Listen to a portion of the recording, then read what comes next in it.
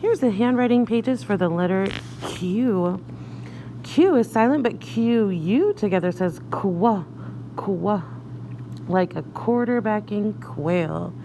Go ahead and write your name on your paper. First things first. Put that name on your paper. All right, kwa. All right, so that first word or first picture here is a quilt.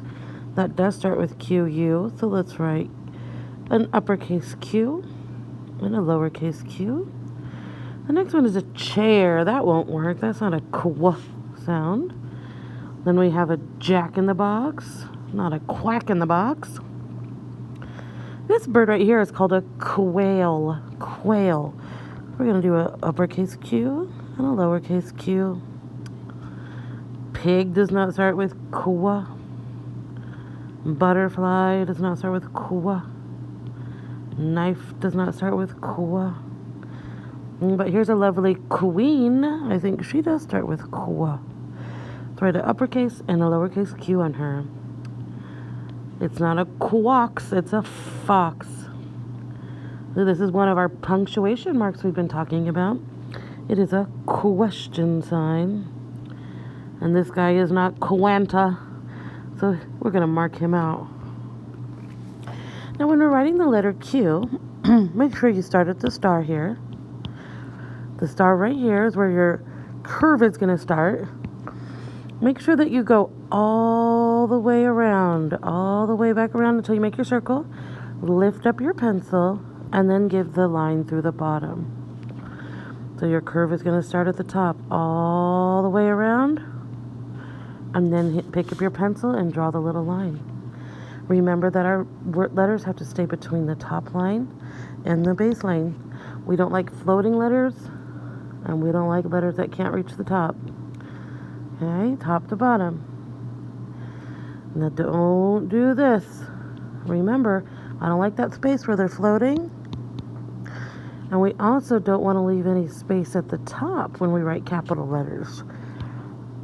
Capital letters, uppercase letters, get to touch the top and the bottom.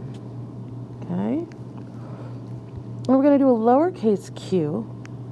A lowercase q starts like a lowercase a. And I always say a lowercase a, it kind of starts like a letter lowercase c.